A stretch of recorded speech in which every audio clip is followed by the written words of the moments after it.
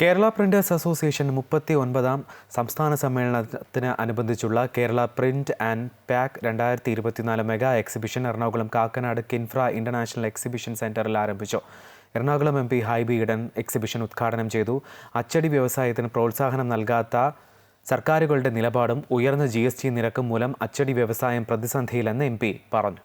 Printing മേഖലയിലെ ഏറ്റവും വലിയ സംഘടനയായ കേരള പ്രിന്റേഴ്സ് അസോസിയേഷന്റെ നേതൃത്വത്തിൽ നടക്കുന്ന കേരള പ്രിന്റ് ആൻഡ് പാക്ക് എക്സിബിഷനിൽ ഡിജിറ്റൽ പ്രിന്ററുകൾ, കട്ടിംഗ് മെഷീനറികൾ, ലാമിനേഷൻ, പ്രിന്റിംഗ് ഫിനിഷിംഗ് മെഷീനറികൾ തുടങ്ങി അനുബന്ധ സാമഗ്രികളുടെയും തദ്ദേശീയവും വിദേശ നിർമ്മിതവുമായ ഉപകരണങ്ങളുടെയും നീണ്ടനിര തന്നെയുണ്ട്. ലോകോത്തര നിലവാരമുള്ള ഏറ്റവും നവീനവും ഡിജിറ്റലുമായ ഉപകരണങ്ങളുടെ പ്രദർശനം ഞായറാഴ്ച വരെ തുടരും. ചെറുകിട പ്രിന്റിംഗ് സ്ഥാപനങ്ങൾക്ക് മുനിസിപ്പൽ ലൈസൻസിന് മലിനീകരണ നിയന്ത്രണ ബോർഡിന്റെ അനുമതി പത്രം നിർബന്ധമാക്കുന്നത് വ്യവസായത്തെ പ്രതിസന്ധിയിലാക്കിയിരിക്കുകയാണെന്ന് ഹൈബി ഈഡൻ MP പറഞ്ഞു.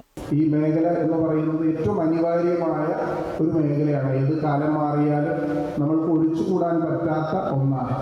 അതിൽ ഏറ്റക്കുറച്ചിലുകൾ ഉണ്ടായിട്ടുണ്ടെങ്കിൽ പോലും അത് അനിവാര്യമായ ഒരു മേഖലയാണ്. അതുകൊണ്ട് ഞങ്ങളുടെ പരിപൂർണമായ പിന്തുണ നിങ്ങൾക്കുണ്ടാകും.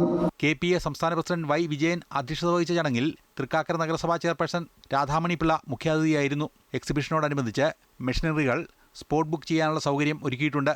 അമൃത ന്യൂസ്, കൊച്ചി.